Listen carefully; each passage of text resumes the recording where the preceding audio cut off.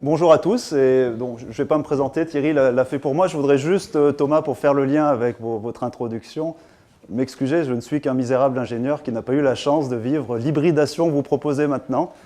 Je le regrette fortement, enfin, ça m'aurait beaucoup plu d'ailleurs. Je pense que parmi vous, plusieurs d'entre vous auraient aimé avoir ces doubles, voire triples casquettes, sciences sociales, business, management, technique.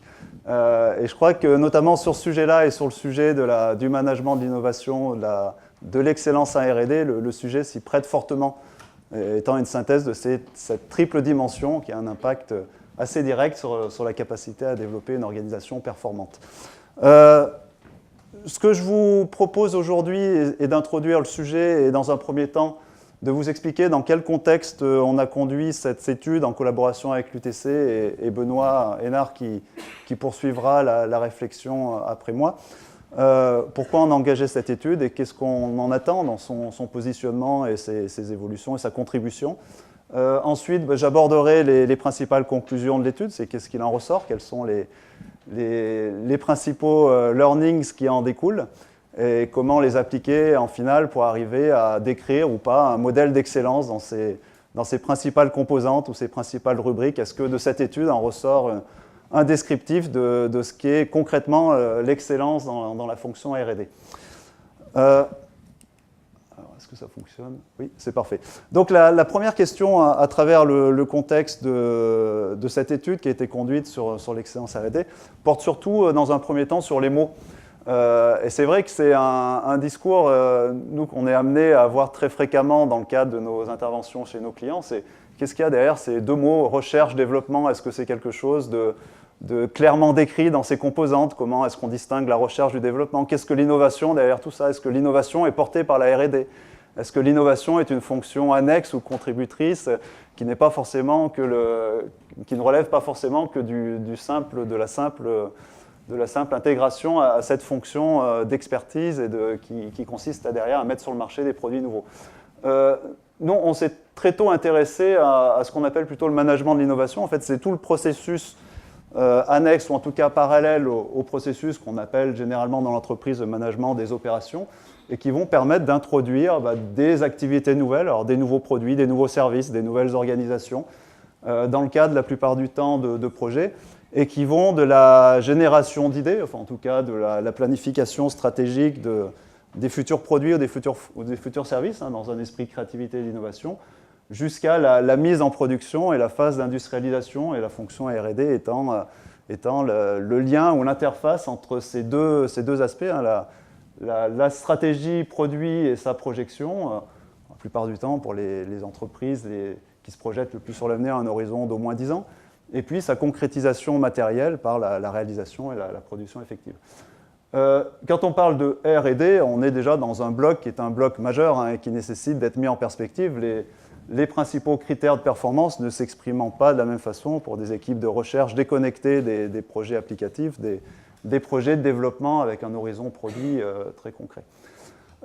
Bien entendu, le point commun à ces deux lignes managériales, le management des opérations et le management de l'innovation, pour nous, et ça c'est une valeur fondamentale, c'est cette boucle de retour là, qui apparaît ici, basée sur l'orientation client, qui concerne la mise en œuvre d'un système qui permette aux organisations de s'améliorer continuellement et de trouver des opportunités de progrès à travers la recherche d'une satisfaction client, d'un enchantement client, dont on parle également dans le domaine du retail, qui va permettre de nourrir ces processus et en tout état de cause de les améliorer. Alors, juste pour faire un petit lien avec ce que je suis, moi je suis consultant depuis 20 ans. J'ai la particularité cette année de fêter mes doubles 20 ans à la fois de mariage dans la vie courante et puis de mariage avec le métier du consulting. Donc ça c'est une particularité. Il y aura les 30 ans j'espère, mais c'est assez sympa.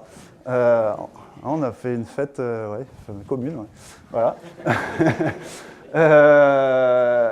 Donc, c'est pas tout jeune pour moi, je m'intéresse au sujet depuis 20 ans. Enfin, j'ai découvert ce sujet-là il y a plus de 20 ans, puisque j'ai commencé ma carrière dans l'industrie avec un boulot dit normal d'ingénieur, et je me suis intéressé, moi, à la séquence développement, puisque je développais des lignes de produits pour l'industrie pharma et après pour l'industrie cosmétique. Et je suis rentré dans le monde de l'excellence grâce à des confrères à nous, qui s'appellent le Boston Consulting Group, qui sont intervenus dans l'entreprise où j'étais pour optimiser le management de l'innovation et notamment réduire le time to market. hein, le but étant de pouvoir lancer des lignes de parfum en moins d'1 an. Alors, je vois des gens sourire parmi vous, parce qu'on voit maintenant des programmes de lancement de véhicules dans l'automobile qui sont faits en moins d'1 an, mais l'objectif était de développer, donc il y a 20 ans, des lignes de parfum en moins d'1 an, là où habituellement on passait 18 mois. Et moi, j'étais le correspondant de ce cabinet là dans l'entreprise, et j'ai participé au déploiement du projet qui visait principalement à remettre en cause le processus de développement, alors avec des approches que pour la plupart vous connaissez, hein, de concurrent engineering, de mettre en parallèle des activités, de redéfinir la gouvernance de projet, d'accélérer la prise de décision, avec une entrée très centrée sur le process de développement.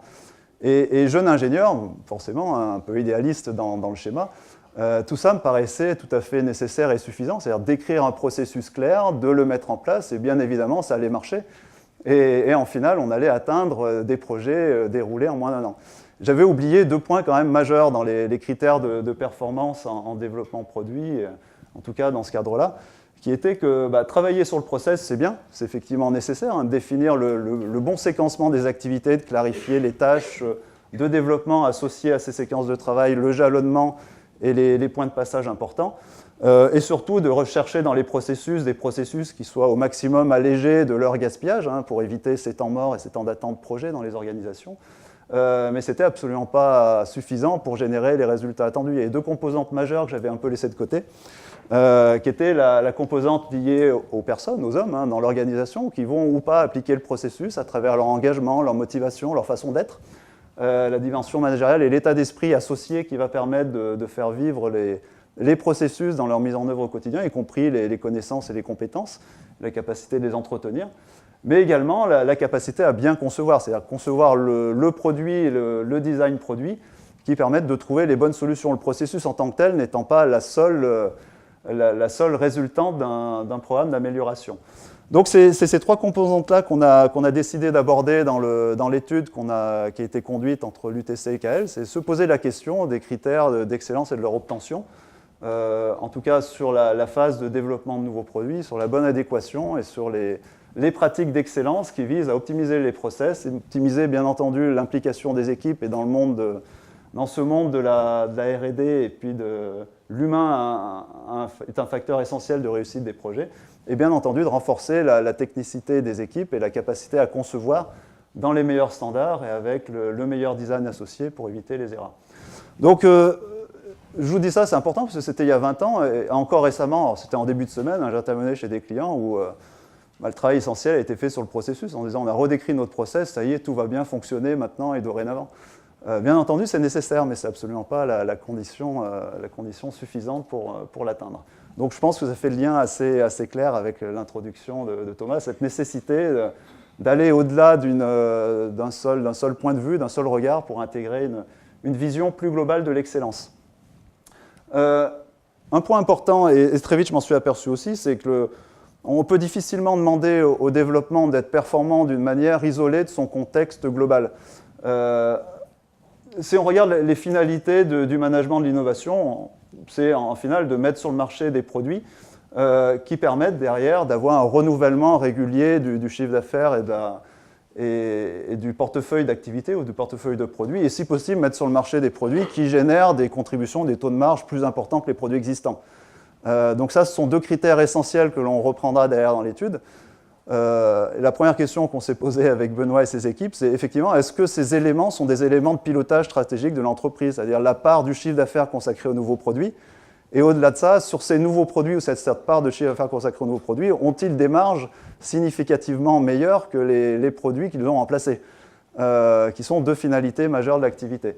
Alors, bien entendu, pour atteindre la performance sur ces 2 critères-là, les équipes de développement et de projet sont des équipes qui sont des équipes fortement contributrices à travers leur capacité à apporter des produits qui génèrent le bon chiffre d'affaires en finale avec un coût lié au projet le plus optimum possible et d'optimiser ce ratio. Et puis, bien entendu, les principaux KPI issus de leur métier, hein, que sont la qualité de conception, le respect des délais, des jalons, voire la réduction des lead time et du time to market, et également le coût associé aux heures consommées sur le projet, aux achats de matières, et qui vont d'ailleurs contribuer à mettre le bon produit sur le marché.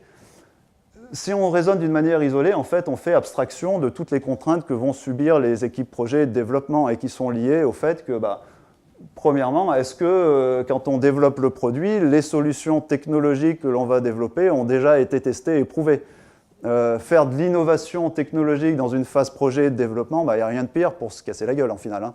Et quand on regarde les plus gros crashs de développement produit, la constante est, pour la plupart du temps, des innovations minimisées qui n'ont pas été traitées en amont en phase de recherche déconnectée de l'application client et de se retrouver sur une pression surdimensionnée client et qui derrière va impacter directement la phase de développement. Donc, le lien avec l'activité de recherche déconnectée de l'application immédiate client, je ne parle pas forcément de recherche avancée, hein, mais de recherche qui soit de nature à contribuer à apporter des briques technologiques aux équipes projets, est un élément fondamental, hein. Alors, ce qu'on appelle, nous, dans nos jargons, là, le techno-push, mais cette capacité à avoir des orientations de recherche connectées aux besoins de développement produit et puis en final aux besoins du marché, est un critère majeur de performance du développement de nouveaux produits. Et ça, c'est un élément souvent essentiel et souvent déconnecté dans le management de la fonction. Alors, bien entendu, tout ça étant supporté par d'un côté, l'entrée de la voix du client avec le marketing ou avec directement le commerce en fonction des organisations, voire le client impliqué dans les projets de développement ou dans les axes de recherche en amont, qui vont permettre de tirer aussi la réflexion et les objectifs dans un cadre qui, derrière, génère un marché avéré. La particularité de ce modèle, c'est de penser l'innovation un peu en dehors du système et de ne pas surtout le réduire à cette fonction recherche et développement. D'attendre de la recherche qu'elle génère des idées d'innovation est souvent casse-gueule, hein, dans les résultats atteints. La recherche va travailler sur des questions qu'on lui pose. La recherche est motivée ou en tout cas engagée sur la qualité des connaissances qu'elle délivre, alors des connaissances applicables ou non applicables. Un point de connaissance qui soit un point qui montre que l'application n'est pas possible est quelque chose de positif dans un cadre de recherche. L'innovation, on va la traiter la plupart du temps bien différemment dans l'entreprise et on va plutôt la traiter sur un cadre un peu annexe, hein, et délester les équipes à la fois de recherche et surtout de développement qui sont dans une vision beaucoup plus industrielle du projet pour la confier à des équipes dédiées qui vont, elles, rechercher à se projeter, sortir du cadre habituel de la technologie et des produits pour se projeter sur notamment des fonctions plutôt d'usage. Alors nous, on travaille depuis très longtemps dans le monde Decathlon et je pense que c'est une particularité dans ce profil d'entreprise que de pouvoir générer de l'innovation qui ne soit pas technologique et qui soit également de l'innovation d'usage. Et pour ce faire, on doit sortir des fonctions classiques de la R&D. Donc, ce modèle qui est relativement complexe dans son positionnement, tout ça pour, en guise d'introduction, vous dire que la performance, ou en tout cas l'excellence R&D résulte d'un contexte global, d'une interaction entre différentes fonctions. Et le positionnement respectif dans l'entreprise et le bon équilibre qu'on va avoir dans cette organisation structurelle est, dans un premier temps, un facteur clé de réussite et d'excellence dans les performances. Et c'est un des points majeurs qu'on a pu retenir si on devait faire une synthèse globale de l'étude, ça serait celui-là, hein. Ce modèle organisationnel est important comme élément fondamental de la réussite projet. Je vois que certains prennent des photos, on aura le temps d'y revenir plus tard, hein, avec une session de questions-réponses si vous voulez approfondir le sujet, qui est effectivement un peu dense dans un premier regard. Alors, de tout ça, l'approche qui en résulte de notre côté. C'était que l'introduction, hein, l'approche qui en résulte pour rechercher l'excellence en R&D. Alors, on se projette toujours sur je vous ai parlé tout à l'heure de délai, de qualité, de coût. Il y a beaucoup d'éléments parallèles qui vont être traités et qui vont s'entrechoquer les uns les autres et qui peuvent être perçus d'ailleurs par les équipes comme quelque chose d'antinomique. C'est OK, on va optimiser les coûts des projets, mais ne va-t-on pas dégrader la qualité de conception? On regarde, quid des délais? Dans l'approche, en tout cas dans la recherche d'excellence, on va retrouver, ça c'est un constat qui est partagé aussi avec les entreprises qui ont engagé des démarches ou en tout cas des programmes de transformation efficaces, on va retrouver en général toujours ce séquencement-là, qui part d'une première phase d'alignement d'ensemble des fonctions de l'entreprise, hein, qui vont concourir au management de l'innovation. Et cet alignement est un critère majeur, hein, pour définir ensemble dans les différents services quelle est en tout cas la feuille de route qu'il convient de suivre pour viser l'excellence. Quelle vision du management de l'innovation nous avons dans l'entreprise étendue. y compris dans l'intégration des fournisseurs, dans l'intégration des clients. Et à travers cette vision-là, quelle feuille de route on se donne? Alors, il y a une pratique très courante dans le monde de la R&D qui est d'établir des feuilles de route technologiques. Et c'est là où le lien est intéressant aussi. Au-delà de la feuille de route technologique, qu'est-ce qu'on met en face en termes de feuille de route managériale ou en feuille de route des pratiques visant à l'excellence? Et ça, c'est un point essentiel dans le démarrage du programme et de bouclage régulier au sens de la mise à jour de ces feuilles de route. Cette capacité à conduire alors un état des lieux ou un diagnostic que l'on remette à jour annuellement pour compléter la feuille de route associée à l'enrichissement managérial, à l'enrichissement des pratiques et aux performances associées qui viennent compléter les feuilles de route techno. Donc ça, c'est une première phase qui finalement se reboucle régulièrement tous les ans dans la mise à jour des priorités. La phase suivante est une phase importante dans le déroulé. Il est difficile de s'attaquer au coût du projet si, dans un premier temps, on n'a pas sécurisé les jalons et que l'on est sous pression, sous la pression du temps qui passe et de la prise de décision rapide. Et en général, dans les premières phases de la mise en place d'un programme d'excellence, le point majeur consiste à sécuriser l'ensemble des jalons projets. Alors bien entendu, la date de lancement, mais surtout les jalons intermédiaires et d'en faire même un dogme, de l'inscrire dans les pratiques comme quelque chose d'incontournable. Un jalon ne se déplace pas. Alors vous savez, dans le monde de la production, on parle du zéro défaut. Ce serait l'équivalent du zéro défaut dans le monde de la R&D. C'est un jalon est fixe. Nous devons en amont nous organiser, préparer les scénarios alternatifs pour faire qu'un jalon ne dérive jamais. Et c'est la première ambition d'un programme d'excellence de construire un modèle qui fait que dans l'organisation, à travers le découpage des activités contributrices et des livrables à fournir à chacun des jalons, on a construit un système suffisamment robuste qui fait que l'on a sécurisé nos jalons. Une entreprise qui n'aurait pas cette capacité à avoir des jalons sécurisés, qui s'attaquerait à la qualité de conception, qui s'attaquerait à la réduction des coûts de développement, serait directement vouée à l'échec. Alors, on a eu pas mal de retours aussi à travers l'enquête de ce type-là. Donc ça, c'est un premier objectif principal, et je ne parle pas de réduction des lead time ou du time to market, c'est vraiment la capacité à tenir ses engagements. Alors vous verrez, on a été très surpris des résultats qu'on a obtenus sur cette capacité. On pensait avoir des résultats bien meilleurs sur ce critère-là. La deuxième phase, ayant sécurisé les jalons, ce qui devient ensuite intéressant, c'est la capacité à réduire les temps de cycle de développement. Et ça, c'est aussi une composante commune. Un besoin, une pression de l'environnement et du contexte de R&D, il y a un besoin de réduire ce temps de cycle, l'ayant sécurisé, d'aller plus vite. Et le dernier temps concernera l'optimisation des coûts de développement, mais également du coût du produit, puisque pour la plupart des entreprises, maintenant, les coûts de développement ont un impact direct sur le PRI final, vu la durée de vie des produits qui sont de plus en plus courtes et les quantités de plus en plus morcelées. Voilà, donc c'est un enchaînement logique qui ressort de l'étude. Alors, on y reviendra à la fin dans la mise en œuvre. Alors, l'étude repose sur un modèle d'une quarantaine de questions, sur quatre grands blocs de questionnement. Alors, le premier, c'est quel est le positionnement de la fonction R&D dans l'entreprise interrogée? Quelle est sa lecture ou son auto-appréciation de leur performance actuelle sur le triptyque qualité, coût et délai? Quels sont les principaux problèmes rencontrés dans la fonction? Et en final, quelles ont été les initiatives ou quelles sont les initiatives d'amélioration en cours ou engagées dans l'entreprise? Voilà, donc on a construit le questionnaire, en tout cas l'enquête sur ces 4 grands blocs d'activités avec 40 questions associées. Alors ces blocs et ce questionnement en fait résultent d'un travail ou d'un comité mixte qu'on a généré dès le départ entre des professeurs d'université, des consultants et des représentants du monde de la R&D, où on a été amené à travailler le questionnaire et les principaux points abordés ensemble pour après utiliser ce comité de relecture également dans l'analyse. Donc c'est vraiment un travail collectif et partagé qui a permis en final d'avoir une vision assez fine de l'excellence, en tout cas de la performance en R&D. Le but de l'enquête aussi, tel qu'on l'a réalisé, est d'en faire un baromètre, c'est-à-dire de pouvoir être capable de le mettre à jour régulièrement. Alors, on s'est posé la question du régulier, on a jugé qu'une mise à jour annuelle était beaucoup trop courte pour capter des tendances marquantes dans cette fonction-là, qui est en général sur des cycles beaucoup plus longs. Et avec Benoît, on a retenu plutôt les 3 années, je crois. C'est ce qu'on s'était dit, qui permettait de mettre à jour les cycles. Donc l'enquête dont on va parler concerne l'année 2015. Elle a été conduite sur fin 2015.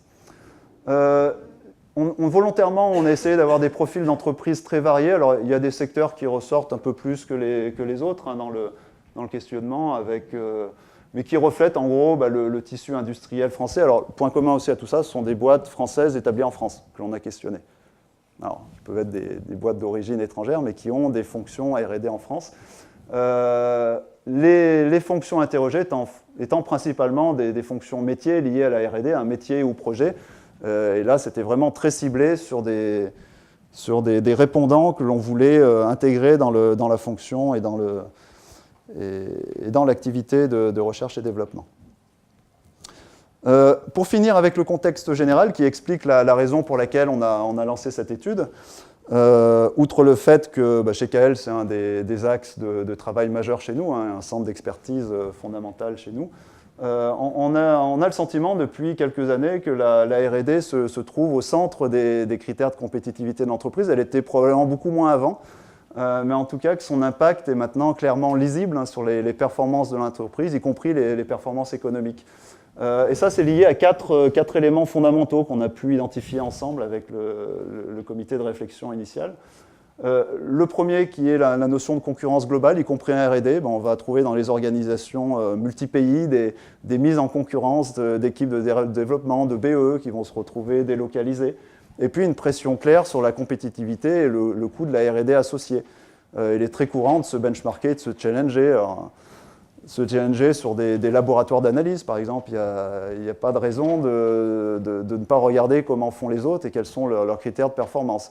Et cette mise en concurrence va avoir un impact assez fort sur les besoins de redéfinition des critères de compétitivité de la R&D. Alors, la turbulence des marchés, oui, qui est de plus en plus forte et qui rend les prévisions difficiles. La semaine dernière, j'étais chez un client qui me disait nous, on lance des produits avec des clients, on estime des quantités prévues à horizon de 8 mois, 1 an. Il me dit, là encore récemment, on estime des quantités à produire de l'ordre de 50 000. La réalité, c'est qu'on en fait 30 000. Donc, cette capacité à s'adapter à des variations de volume, y compris dans des industries dites lourdes, est une pression aussi majeure où la lisibilité, maintenant, est difficile à assumer. Donc, accepter cette variabilité de la demande, aussi bien en termes de volume qu'en termes de spécification, qui est un autre critère aussi majeur, le quatrième qui est ici, qui sont des attentes changeantes et évolutives du client, y compris dans le cadre du projet. Enfin, le projet, il y a très peu d'entreprises maintenant où les projets se cadrent sur des spécifications figées dès le départ et qui ne bougeront plus jusqu'à la fin. Donc cette intégration de prise en compte d'évolution des besoins clients dans le cadre du projet et leur mise à jour est aussi un élément fondamental dans l'agilité qui en résulte. Et puis, bien entendu, des évolutions technologiques qui imposent des remises en question qui sont fortes dans la structure du produit lui-même. Je pense notamment, donner un exemple, mais un exemple comme des projecteurs là, de phares dans l'automobile, c'était avant le métier de l'optique était le métier principal du développement produit, et l'électronique devint un critère majeur dans le développement des produits. Donc ce changement-là génère une gouvernance, un mode de fonctionnement projet nouveau. Donc on va retrouver trois points majeurs qui sont mis en exergue et qui sont finalement des défis aux fonctions R&D, aux équipes de développement. Premièrement, la capacité à définir des process et des activités qui soient plus adaptables à des évolutions de contexte, à la fois de quantité, de volume, de spécification, de technologie. Donc une recherche d'une meilleure adaptabilité, c'est aussi l'adaptabilité des équipes et des compétences associées. Et là, je pense que les universités et les écoles ont aussi un challenge important à fournir, cette capacité à pouvoir évoluer dans les connaissances apportées et nécessaires aux équipes projets. La réponse rapide, un besoin d'aller vite. C'est sûr que si nos projets sont très longs, on va souffrir d'autant plus de la turbulence et de l'incertitude des prévisions. Donc plus le projet sera court, plus on minimisera le risque d'évolution, de changement. Donc un besoin d'aller vite. Et puis bien entendu des exigences qualité où la pression du client maintenant ne laisse plus rien passer. Enfin, on est arrivé à un niveau qui fait que l'absolu en termes de résultats devient la norme. Donc, si je rentre dans les principales conclusions de l'étude, on s'est d'abord intéressé à la charge en R&D. Est-ce que les équipes R&D ont une charge constante? Est-ce qu'elle a tendance à baisser? Quelle est l'évolution? Quelle est la projection sur le futur? Ce qui résulte de ce premier questionnement est plutôt positif et un retour qui nous a renforcé dans la vision, c'est qu'il y a globalement une confiance des acteurs de la R&D sur la charge à moyen terme. Les budgets des R&D restent plutôt stables ou en augmentation. Par contre, le nombre de projets augmente. C'est-à-dire qu'on ne souffre pas d'une perte de demande, en tout cas d'une réduction de la demande. C'est-à-dire le volume de projets est constamment en évolution. tout en ayant une maîtrise des coûts associés, hein. Les effectifs étant plutôt aussi en évolution, même si certaines entreprises ont tendance à, alors quand je dis certaines, c'est 20% sur la totalité, déclarent réduire leurs effectifs de R&D. Pour la plupart, on va plutôt à une stabilité, à une augmentation des effectifs. D'une manière très, très globale, ce dont on s'aperçoit là, sur la charge de R&D, c'est que si on traçait l'entreprise moyenne, hein, des ressources constantes et un nombre de projets qui augmente.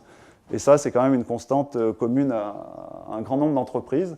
Alors, vous allez me dire comment est-ce qu'on peut, à ressources constantes, traiter plus de projets. Il y a deux éléments majeurs qui sont remontés par les patrons de R&D. Le premier, qui est un recours peut-être plus systématique ou plus développé à de l'externalisation, de la sous-traitance, de la prestation, de la sous-traitance aussi, de conception sur des points de détail ou des systèmes intégrés. Et puis surtout, un besoin de remise en cause et puis à générer alors, de la performance, j'allais même dire de la productivité, c'est-à-dire d'être capable d'identifier des sources de productivité pour pouvoir, à ressources constantes, traiter plus de projets. Donc c'est un défi assez partagé par l'ensemble des répondants, et ce, pour quels que soient les secteurs d'activité. Le deuxième point qu'on a été amené à regarder dans l'évolution du contexte de la R&D, c'est l'effort de R&D et le chiffre d'affaires associé sur les nouveaux produits. Donc c'est la courbe que vous avez ici à l'écran. Vous avez ici les ressources associées à la R&D, donc exprimées en pourcentage du chiffre d'affaires. Alors classées par secteur, on verra après l'interprétation qu'on peut faire du classement sectoriel, avec la mise en relation du chiffre d'affaires déclaré sur des produits dits nouveaux. Alors, la convention qu'on s'est donnée de la description de ce qu'est un produit nouveau, c'est un produit qui a été lancé dans un délai inférieur au time to market de l'entreprise. C'est-à-dire, si j'ai besoin de 2 ans pour lancer un nouveau produit, c'est tous les nouveaux produits que j'ai lancés depuis moins de 2 ans qui constituent le chiffre d'affaires associé aux nouveaux produits. On voit une mise en relation assez directe, hein, en tout cas un lien direct, une corrélation directe entre les ressources consacrées à la R&D et la part du chiffre d'affaires que l'on retrouve en produits nouveaux. Alors c'est plutôt rassurant. C'est plutôt rassurant. Alors là, la représentation est sectorielle. Quand on le fait d'une manière indirecte et sans prendre les secteurs, on retrouve cette même mise en relation directe. Alors, les valeurs dans l'absolu n'ont pas trop de sens parce que, bien entendu, les secteurs d'activité qu'on présente ici ont des modèles économiques différents. Et il est bien évident que les enjeux ne sont pas les mêmes et que la stratégie associée n'est pas la même. Alors, on a même eu des pics avec certaines entreprises qui présentaient des ressources consacrées à la R&D qui étaient de l'ordre de 40% de leur chiffre d'affaires. Bon, on était sur des modèles plus start-up, quoi. Mais voilà, donc on a une photo qui est intéressante, qui est de se dire, finalement, quand on se donne les moyens d'investir dans la fonction, on retrouve un retour assez clair en termes de chiffre d'affaires associé aux nouveaux produits. Donc ça pourrait être une première définition de l'excellence R&D, c'est cette capacité à mettre sur le marché une part significative de chiffre d'affaires en nouveaux produits. On a regardé également l'évolution de la structure du portefeuille de projets dans l'entreprise, avec une classification là, à 4 niveaux qui vont des innovations de rupture et des recherches avancées sur des technologies nouvelles jusqu'à, à l'opposé, des projets qui sont liés à de la personnalisation et de l'adaptation à la demande, qui sont que des changements de présentation. Et puis les 2 niveaux intermédiaires, on a du nouveau produit dans l'entreprise ou du nouveau produit sur le marché lui-même. Voilà la répartition qui en résulte, qui finalement est assez équilibrée dans son positionnement, dans les portefeuilles constatés des différentes entreprises. Et on ne retrouve pas de règles majeures qui en résultent, ou en tout cas ça n'apparaît pas comme un élément de pilotage stratégique. On a vu très peu d'entreprises qui décrivaient en fait une vision de sa répartition. Alors, dans la littérature, il se dégage des tendances en termes d'équilibre des activités en se disant que, alors, je ne sais pas si l'optimum, bien sûr, est à relativiser en fonction de son business model et de son secteur d'activité, mais l'innovation ne résulte pas forcément d'une rupture majeure avec l'existant et d'une rupture avancée. Ça peut être simplement une évolution de suivi. Et près de la moitié des projets d'innovation de base génèrent déjà une capacité à introduire sur le marché des produits nouveaux qui contribuent à créer de la valeur pour l'entreprise. Il est bien entendu que les projets de rupture, dès qu'ils vont excéder 15% du volume dans le portefeuille de produits, deviendront lourds et complexes et vont générer des mises sous tension excessives des équipes si les ressources ne sont pas dédiées et affectées à ces activités-là.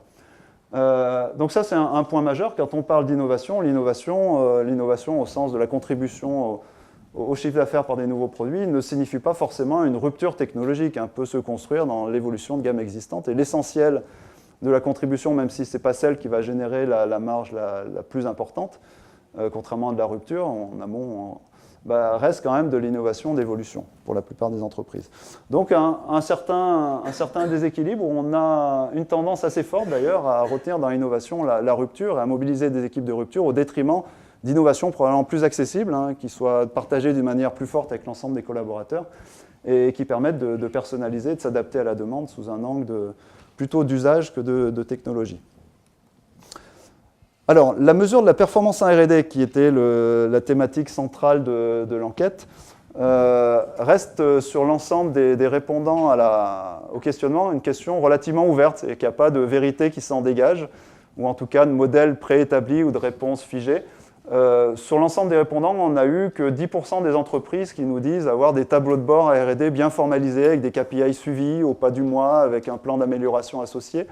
La notion de tableau de bord et de KPI R&D est loin d'être un standard dans l'entreprise et dans les différentes entreprises interrogées. Et quand on parle des principaux KPI qui permettent de manager la performance en R&D, on va retrouver, alors la plupart du temps, le délai comme premier critère. Ce qu'on regarde, c'est la capacité à tenir les dates de lancement. Alors certains parlent d'on-time delivery, d'OTIF, de fournir en complet les pré-séries ou les premières productions. Mais c'est les critères qui sont les premiers critères de suivi, le respect des jalons et le respect des dates de lancement. Le deuxième critère qu'on va retrouver mesuré dans le cadre de la performance en R&D, c'est la rentabilité du projet, le retour sur investissement du projet, qui est en général confié à des contrôleurs de gestion, direction financière, dédiés à l'activité R&D. Et puis, et la maîtrise, bien entendu, du budget projet, le budget qui a été établi, les dérives sur les heures et sur les achats associés au projet. Et puis, le dernier critère qui est la plupart du temps cité concerne le management et le management par objectif des équipes et les objectifs qu'on va assigner aux équipes de développement en elles-mêmes et leur contribution au système managérial, à la fonction RH. Ce qui nous a surpris, c'est que personne ne place dans le top 5 la satisfaction client ou des indicateurs, en tout cas, relatifs au service client et aux réponses aux spécifications attendues clients, qui est un peu absente, y compris la qualité de conception n'apparaît pas comme un élément particulièrement mesuré et animé.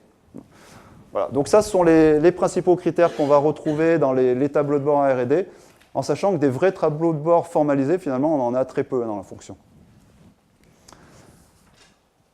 Alors, on est rentré un peu plus loin. Pour ceux qui avaient des éléments de mesure, on leur a posé la question de savoir comment ils appréciaient leur performance R&D à l'heure actuelle, sur une échelle allant de 0 à 10. On n'est pas parti dans des éléments chiffrés, c'était une auto-appréciation sans critique sur cette auto-appréciation, sinon la légitimité d'un patron R&D de se qualifier sur ces critères-là. Alors vous voyez la résultante là, sur l'échelle, sur 4 domaines. On leur a demandé de s'apprécier sur la qualité de conception, la capacité à tenir les délais, la maîtrise des coûts en R&D et puis le coût futur du produit, et puis la dynamique managériale telle qu'elle est perçue dans la fonction. L'appréciation, nous on l'a jugée relativement grisâtre, on se retrouve dans une position un peu médiane. Alors, il y a quand même un effet de lissage où certains se jugent très bons, mais on verra après, la classe des champions, finalement, elle est assez resserrée. Et puis certains se jugent beaucoup plus mauvais, et en final, on a une résultante qui peut se voir positivement, sous l'angle il y a plein de potentiel à aller chercher, mais qui peut être aussi, dans sa lecture, un peu surprenante dans l'appréciation qui a été faite. Les problèmes qui sont remontés le plus en termes de difficultés dans la performance R&D, c'est la qualité de conception.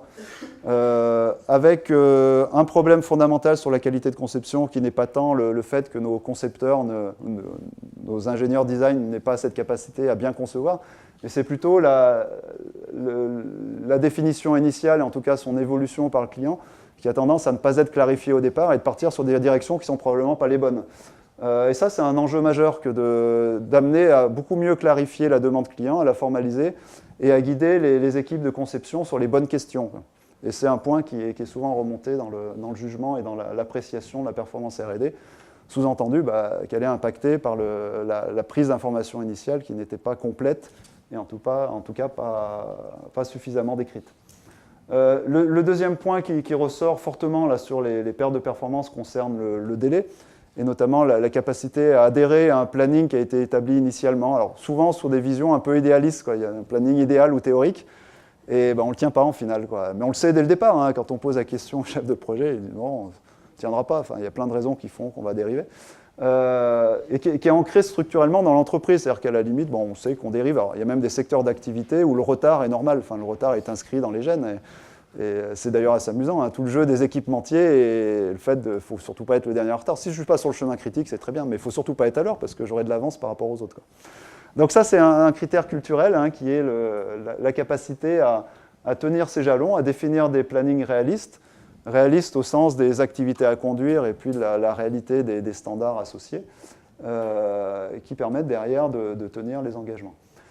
Et puis, d'une manière générale, une déception sur la capacité à tenir les coûts, où finalement on entérine chaque année dans les budgets projets des dérives. Alors que le projet, on n'a pas tenu le budget, donc l'année d'après, on va rajouter 2% sur les budgets en se disant qu'il va falloir qu'on ait un engagement financier plus formel. Donc une déception sur la capacité à travers les process de développement à tenir les engagements. Le facteur principal qui est remonté d'insatisfaction des patrons de R&D, hein, concerne l'aspect humain dans la fonction, hein, et la capacité managériale à engager les équipes dans des dynamiques là, de progrès et en tout cas de contribution forte au projet. Et pour la plupart, note une perte d'engagement assez forte depuis quelques années, hein, sur ces populations-là, qui étaient en général des populations privilégiées et qui deviennent maintenant un lieu de stress important dans l'entreprise. Enfin, le stress n'est plus sur la ligne de production, hein, il se retrouve plutôt dans les bureaux d'études et dans les équipes de développement, avec l'effet du stress lié au burn-out, aux problèmes, aux démissions, au turnover. Et c'est une constante qui est remontée par beaucoup de patrons de R&D, le management de leurs équipes. Donc deux points clairs qui en ressortent, hein, le time to market comme enjeu majeur à travers la tenue d'engagement, et puis la complexité des organisations, qui est également un frein à la performance, hein, du fait d'organisations complexes avec des gens délocalisés qui ne se parlent pas forcément au pas du quotidien. Sur l'aspect managérial, on a essayé de mettre en relation en fait, l'appréciation sur la qualité du management avec les critères de performance obtenus sur les KPI de qualité, de délai et de coût. La question étant, est-ce que les entreprises qui se notent performantes en management, enfin en termes d'engagement des équipes, de dynamique, d'implication, sont celles également qui ont les meilleurs résultats, en tout cas qui s'apprécient le mieux sur les critères de qualité, de délai et de coût. Alors même si la tendance n'est pas forcément des plus directes, hein, quand on applique une loi de corrélation là-dessus, on s'aperçoit qu'il y a quand même une contribution a priori meilleure des entités qui se déclarent dynamiques en termes de management dans leur fonctionnement et des performances opérationnelles associées. Ce qui n'est pas surprenant dans l'absolu, mais qui est toujours rassurant que de le mettre en évidence. Une capacité à créer une dynamique d'engagement des équipes se traduit en général par des performances plus affirmées. Donc c'est un des axes majeurs que de créer les conditions d'animation d'équipe autour de la performance et puis de la capacité à embarquer les équipes dans des démarches de management avancé va avoir un lien direct avec les performances opérationnelles de la fonction. Alors, le point important, c'est qu'on s'est intéressé ensuite à créer des classifications de répondants. Et on a créé en fait tout simplement deux classes, hein, les classes de ceux qu'on a appelés les champions en R&D. Donc pour nous, les champions sont ceux qui s'auto-appréciaient à un niveau supérieur à 8, je crois, oui, c'est ça. Qui s'auto-appréciaient à un niveau supérieur à 8. Alors on n'est pas allé vérifier, hein, on a fait confiance à la légitimité et puis à l'esprit de transparence des patrons de R&D. Bon, le peu que je connais ont joué le jeu, donc c'était tout à fait logique. Et puis on les a comparés à l'ensemble des autres, et notamment à ceux qui étaient plus en difficulté. Alors on les a appelés les peu s'améliorer, peu mieux faire, hein, les peu mieux faire, par opposition aux champions, qui eux se notaient plutôt sur l'échelle à des valeurs inférieures à 4, donc dans les niveaux plus médiocres de la performance. Et on a regardé la différence entre ces deux populations. Alors, sur l'effort de R&D relativement au chiffre d'affaires, c'est à peu près pareil. On les retrouve positionnés dans les mêmes ordres de grandeur. Alors, les champions ne se distinguent pas par des budgets de R&D surdimensionnés. Ça, c'est le premier critère. Hein, les deux sont entre 6 et 9% du chiffre d'affaires consacré à la R&D. Sur les effectifs, par contre, il y a une différence. les champions, d'une manière un peu étonnante, ont globalement des effectifs plus maîtrisés que les autres. Alors, est-ce lié au modèle organisationnel, à la structure de développement, à la performance associée? Mais en tout cas, c'est un facteur de différenciation. Et qui est d'ailleurs majeur, hein, c'est 2 à 3 fois moins d'effectifs en R&D en pourcentage. La répartition du portefeuille de projet est très différente. Les champions, en tout cas ceux qui mettent en évidence des performances importantes, sont ceux qui ont le moins de projets de rupture dans leur portefeuille. Ouais, ils en ont 4%. Les autres sont à hauteur de 12%. Est-ce que c'est lié à un besoin de rattraper un retard dans l'offre produit qui a été pris pour les mieux faire et qu'on a créé une déstabilisation dans le portefeuille de projet? Est-ce que c'est l'image d'une meilleure maturité pour les champions parce qu'ils arrivent à planifier, à mieux organiser dans leur feuille de route techno les besoins de rupture? Mais en tout cas, c'est un point de différenciation majeur. Et bien entendu, il est quand même beaucoup plus facile d'être performant en R&D sur les KPI si on a des projets qui sont des projets de personnalisation qui font appel à des processus beaucoup plus standardisés de traitement de la demande. D'où le lien avec la fonction innovation et la planification stratégique des projets. La part du chiffre d'affaires consacré aux nouveaux produits, pour les champions, elle est majeure, hein, c'est au-delà de 20%, c'est 20% du chiffre d'affaires est consacré à des nouveaux produits. Pour les autres, on plafonne entre 5 et 10%. Quoi. Donc là, il y a un facteur majeur de différence, on est à 2,5 fois plus important de nouveaux produits dans le chiffre d'affaires. Avec les critères managériaux qui sont distincts. Donc voilà la photo telle qu'elle résulte de la lecture comparative entre les entreprises qui se disent avoir une vision plutôt performante, sans parler d'excellence, mais en tout cas performante dans la fonction par rapport aux autres, et qui marque quand même un positionnement très, très fort, et une différence très forte dans les principaux critères associés. Donc ensuite, on est rentré dans les problèmes les plus couramment rencontrés sur les 3 axes, c'est-à-dire l'axe du management et des personnes, l'axe des process et l'axe de la conception produit.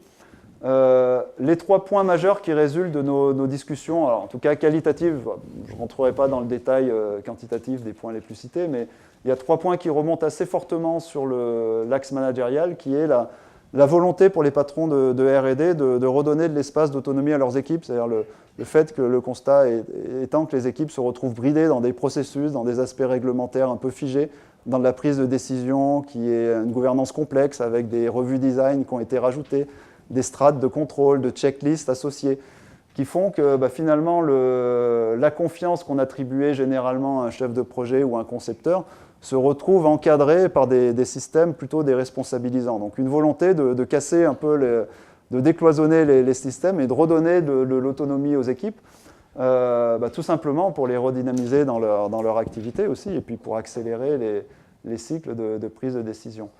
Donc ça passe par, tel que, en tout cas subi par les équipes, une pression de charge croissante et puis des attentes très fortes des équipes de développement qui se retrouvent un peu comprimées entre les équipes de production, le client, la stratégie d'entreprise, les finances, avec une frustration naissante et puis, comme je le disais tout à l'heure, un stress au quotidien assez fort dans le fonctionnement.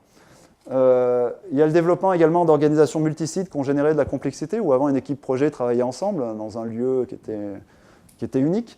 On va se retrouver avec des projets qui comportent des équipes basées en Chine, en Inde, en Amérique du Sud, et tout ça sur des créneaux horaires différents, donc ça rajoute encore un degré de stress important, et un chef de projet va passer une part non négligeable de son temps à rechercher et à chasser les livrables que doivent fournir chacun à date, quoi. Et c'est un élément également majeur de complexité ou de couche, en tout cas supplémentaire de questionnement, qui est associé aux équipes. Et le dernier problème qui est la plupart du temps remonté, c'est finalement un fonctionnement des processus ou des activités assez figées où on ne voit pas d'évolution majeure. Enfin, il n'y a pas vraiment de plan qui permettent de changer les choses et de progresser. Et finalement, les situations stressantes telles qu'on les vit, prises par le quotidien et par la pression des livrables à fournir, on vit avec et puis on se met sous pression et le cycle prochain, on se le reprend aussi en pleine figure. Donc il y a ces 3 éléments-là qui sont une prise de conscience un peu générale de l'ensemble des patrons de R&D sur l'investissement nécessaire dans les équipes et dans l'axe managérial pour renforcer cette capacité à développer l'autonomie alors sans parler de bien-être, mais en tout cas le plaisir de travailler, le plaisir ayant fini un projet d'en démarrer un nouveau, quoi, qui bien souvent est perdu dans multiples organisations. Sur l'axe process, alors bien entendu, il y a la compression des temps de cycle et time to market client qui est de plus en plus court. Donc cette exigence externe vient impacter fortement la manière d'enchaîner les activités, le processus de développement. Et finalement, tout le monde se constate que leurs processus et organisations ne sont pas forcément adaptés au management de la vitesse qui est attendue par l'environnement. Donc un besoin de redéfinir ces processus, probablement de les alléger, de les rendre beaucoup plus courts dans leur prise de décision, pour accélérer les vitesses de réalisation et de développement associées. Le respect des jalons et des délais globaux qui sont fréquemment non respectés, ça c'était cité également. Le recours à des prestats extérieurs ou à des partenaires qui, là encore, au-delà de l'internationalisation, ajoute de la complexité, hein, et le fait de ne pas intégrer et de perdre certaines compétences en interne, pour les équipes, impacte directement les processus de travail. Et puis, il y a le réglementaire que vous vivez, on en parlait encore ce matin sur les machines agricoles, mais le réglementaire ne se limite plus comme avant à la pharma ou à l'aéro, on le retrouve de partout et dans tous les secteurs d'activité. Et l'aspect réglementaire et la mise aux normes des nouveaux produits et des développements associés représentent très souvent des parts d'activité supérieures à 50% d'une équipe R&D. Donc ils viennent également générer, au-delà des nouveaux produits, une pression forte sur des contraintes nouvelles sur les équipes de développement, auxquelles elles ne sont pas forcément toujours préparées. Sur l'aspect produit, la capacité à développer des produits de qualité, 3 critères principaux sont remontés. Alors l'explosion du nombre de projets qui crée là encore une croissance forte, en tout cas un volume d'activité fort sur les chefs de projet et sur les équipes d'engineering. La semaine dernière, pareil, j'étais chez un client où un chef de projet gère en parallèle 10 projets. C'est pas évident, hein, même si les projets ne sont pas importants, de pouvoir se cadrer et de pouvoir s'organiser, éviter le multitâche au quotidien. Il n'y a que 5 jours dans la semaine, donc ça veut dire qu'en moyenne, j'ai au moins 2 projets par jour dont je vais m'occuper.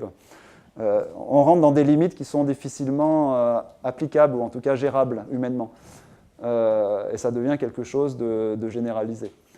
Un acte de conception qui devient de plus en plus complexe à appréhender, avec des évolutions technologiques qui nécessitent d'être multimétiers. Et là, ce besoin transverse de maîtriser des technologies diverses devient incontournable dans les équipes de développement. Et puis des exigences clients, en tout cas internes ou externes, très fortes, hein, qui ne se limitent plus à la qualité ou au délai, mais dans lesquelles le coût est un élément fondamental aussi dans les attendus et les attentes de performance. Alors, la projection sur ce qu'on appelait la R&D du futur, en tout cas la vision que peuvent en avoir les patrons de R&D et quelles initiatives majeures sont à engager pour faire face aux principaux problèmes que je vous ai remontés précédemment, concerne principalement en fait, la capacité à mettre en mouvement les organisations. Vous parliez de management, Thomas, c'est exactement ça. Hein. Le défi n'est pas technique dans la conception produit, mais est essentiellement managérial. Et tout ça passe à travers 3 grandes lignes. Hein. Alors oui, un point important, c'est qu'il y a quand même 70% des répondants qui ont évalué un besoin de changement comme quelque chose de majeur dans leur organisation, un besoin de bousculer ou de revoir leurs organisations, leurs process, leurs activités. Hein, donc ça, c'est quand même un point majeur, c'est que l'ensemble, ou en tout cas une grande majorité des entreprises ont ce besoin de se remettre en cause fortement et de changer drastiquement la manière de fonctionner et le jugent vital ou nécessaire. Donc c'est un critère indispensable pour faire face à ces défis. Donc ça passe par 3 éléments principaux en tout cas qui sont remontés. Hein, comment renforcer la motivation des équipes et l'engagement que l'on a un peu perdu ces dernières années, hein, en ayant des pratiques de management plus dynamiques en R&D, repositionner les fondamentaux notamment du lean management à travers les principes au quotidien de la capacité à s'auto-animer, s'activer autour de la résolution de problèmes et de faire que les équipes travaillent d'une manière plus participative et contribuent ensemble à avoir un projet commun et de créer cette dynamique, cet engagement fort. La mise en place du management visuel aussi. Alors, le monde de la R&D a une particularité, c'est que les choses ne sont pas très visibles. Un projet qui se passe mal ou qui dérive, c'est très dur de le voir sur un plateau projet si on n'a pas d'éléments qui permettent de les montrer visuellement, ces problèmes. En production, c'est sûr que les défauts se voient, ils sont sur le sol. En R&D, les problèmes sont beaucoup moins visibles. Donc un besoin, et beaucoup d'entreprises ont lancé une réflexion sur sortons un peu des PC ou agrandissons les écrans en tout cas pour faire que les équipes s'animent face à des éléments visuels et puissent communiquer et puissent participer ensemble à discuter des problèmes qui sont pour la plupart du temps cachés. Et puis le dernier point, c'est aussi d'adapter la résolution de problèmes au quotidien pour les équipes de développement et de définir les pratiques associées. Voilà. Donc c'est principalement ces éléments-là qui ressortent comme des initiatives engagées. Alors ça passe par les basiques du Lean et on le retrouve comme le premier point cité par les répondants. Hein. Donc le Lean au sens du Lean Engineering, basique au sens de l'élimination des gaspillages, la cartographie des flux de développement, les VSM associés. La standardisation aussi, de développer des standards de conception pour faciliter le travail des équipes. Ces basiques-là faisant partie des programmes de remise en cause engagés. La planification visuelle, c'est-à-dire sortir des plannings experts dont seul le chef de projet est capable de comprendre et de le mettre à disposition, de le partager avec les équipes est également une démarche engagée fréquemment. Le management visuel appliqué à la planification projet. Et puis le troisième point également qu'on va retrouver dans les initiatives lancées, un renforcement clair là, des compétences à la fois managériales et de l'animation de la performance. Et trouver des relais managériaux dans les équipes de développement qui ne soient pas que des expertises techniques, mais qui soient aussi des gens capables de manager, de dynamiser et d'animer des équipes. Je pense que ça reprend bien aussi les critères introductifs de tout à l'heure. Donc ensuite, on va tomber sur des démarches plus spécifiques ou plus pointues dans leur appréciation qui vont concerner à la fois le process et le produit, qui sont pour la plupart pas des choses nouvelles, mais qui sont remises au goût du jour face à la pression, la compétitivité générique et puis des enjeux de remise en cause. Mais la plupart des projets, en tout cas quand on prend la liste des premiers, on va couvrir 80% des initiatives engagées par les patrons de R&D dans leurs fonctions. De tout ça, et je ne vais pas le décrire dans le détail, mais ça vous permet d'avoir une vision, on a essayé, nous, de codifier à travers les réponses quels étaient les critères par domaine d'excellence qui permettent de construire un modèle de R&D avancé. Et on a identifié ce qu'on appelle les 7 leviers là, de l'excellence en R&D, qui couvrent 7 domaines principaux. La capacité à bien anticiper au stade des projets, c'est-à-dire d'avoir une organisation efficace de veille et puis de traitement de l'information. Ça comprend également knowledge management associé et toutes les pratiques qui vont permettre de bien identifier et puis d'investir sur l'amont du projet, de ne pas garder en suspens des points irrésolus et de pouvoir nourrir les projets avec des réflexions stratégiques amont. La sélection projet est également un critère principal. On s'aperçoit que dans de nombreuses entreprises, le fait de devoir renoncer à un projet est une décision qui se prend difficilement. Et on se retrouve avec des portefeuilles projets surdimensionnés, trop riches dans leur contenu. Et l'application toute simple du 5S au projet à travers une meilleure sélection de ce qui rentre dans le portefeuille est souvent un critère majeur aussi de performance que de simplifier le contenu de l'activité de projet et de sélectionner au mieux au regard des feuilles de route technologiques qu'on a pu établir. Alors l'efficacité et l'efficience, oui, des équipes de R&D, l'appréciation et la mesure de l'efficience relativement à des standards est quelque chose également d'important dans les critères de performance, pouvoir définir des standards de conception, de pouvoir les timer, et non pas simplement que d'enregistrer des temps consacrés à des projets, de rentrer dans le niveau plus fin là, de découpage des activités associées à un projet, et pouvoir se comparer et d'exprimer des pourcentages. Voilà, ce mois-ci, j'ai délivré tant de tâches ou tant de livrables au stade du projet. J'y ai passé tant de temps dans la réalité, j'aurais dû y passer le temps associé au standard, et j'ai une vision de mon efficience.